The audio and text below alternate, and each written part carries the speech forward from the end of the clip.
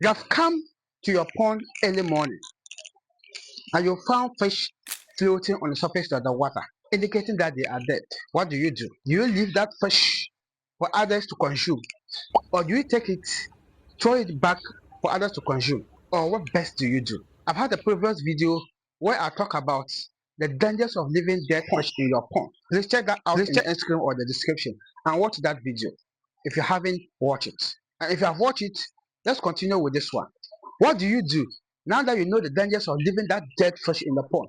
It is clear that you are not supposed to leave that dead catfish in your pond, specifically because catfish they are cannibalistic for others to consume. So you know the signs. Now, as you have seen it, what do you do? My name is Abdulaziz Issa. All we do is this share fish something based on our experience and research. But please, if you have subscribed to the channel, please do so. Let's go into details. First and foremost, when you come and see dead fish on your pond, remove it immediately. That's the first thing you should do. Remove that dead fish.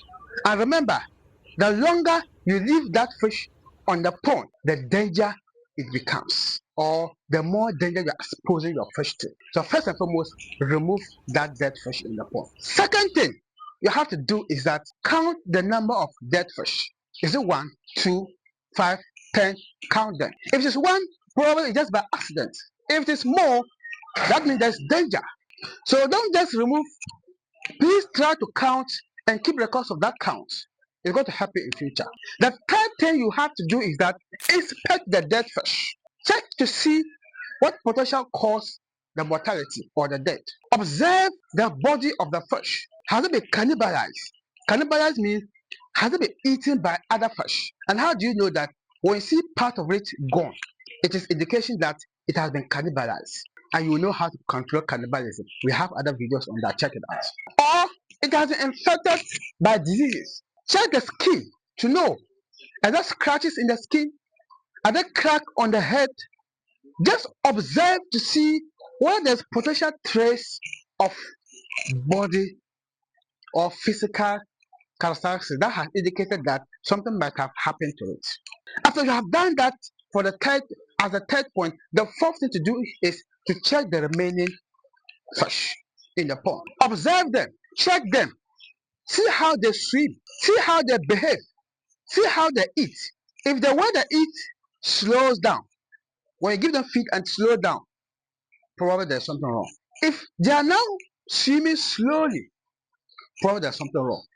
Or if they are accelerating and, and bringing themselves to the outlet, all of them coming to the outlet, there's something wrong. Observe the remaining fish. The fifth thing to do is to check the oxygen level. Check the oxygen. And to check the oxygen, if you have the water parameter or oxygen test kit, that's very fine. Test it. But if you don't have, it is also part of it to observe how the fish are behaving. If you find them suffocating, in other words, if they put their nose out, many of them trying to get air outside, it is indication that they are lacking oxygen and you need to do something about that. The same thing we have to do is to check the water quality. This one, I specifically mentioned oxygen earlier. This one, the general water quality.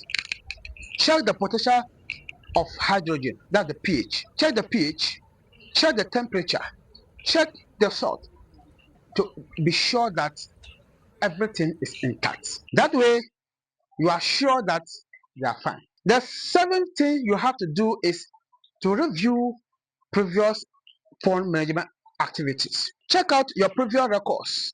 What has been happening? The trends. If there are changes, then you know that something is wrong.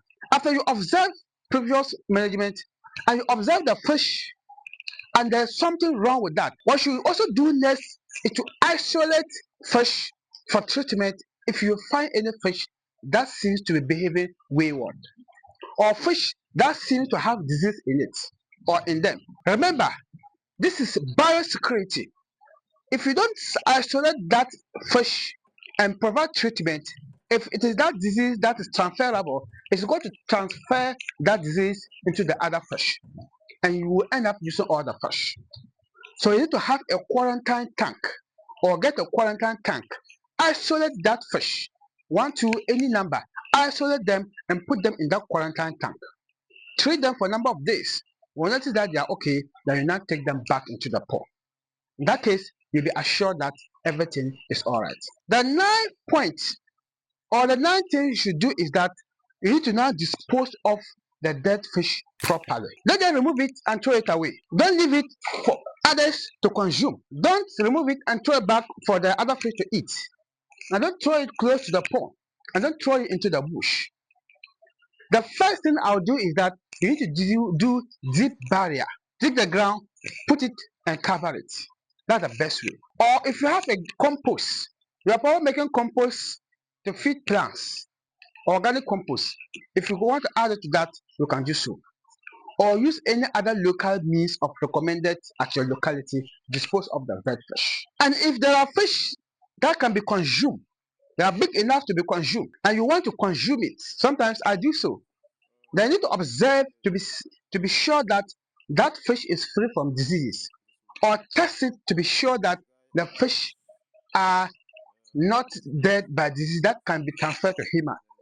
So do proper testing before you can consume it. And if you can't or if you don't, please don't consume it. Dispose it of properly. The 10th one, which after that I'm going to give you a bonus point.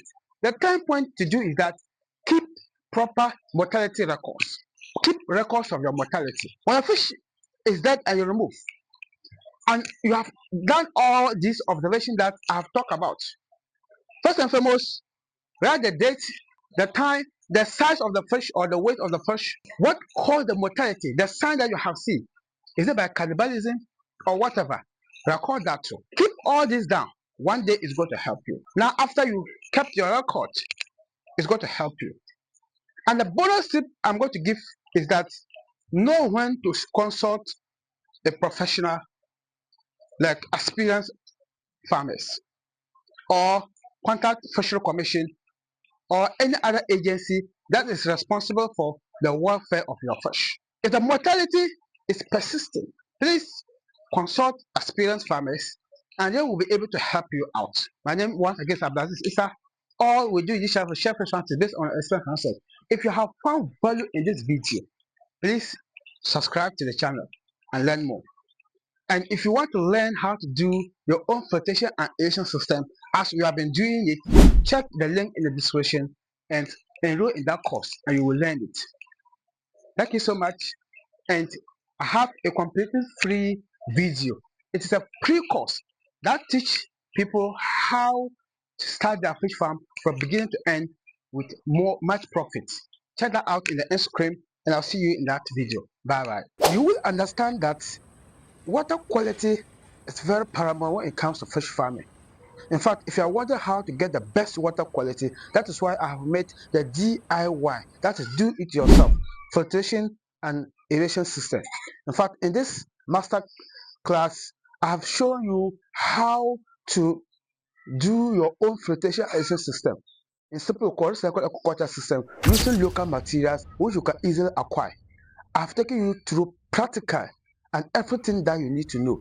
And if you wonder how to get this course, the link in the description, click on the link or check it out on the screen. And in fact, enroll in that course and you will learn everything that you know to set up your own filtration system to your farm. And that will save you tons of water and also make your fish grow better. Check it out in the description. Now let's proceed.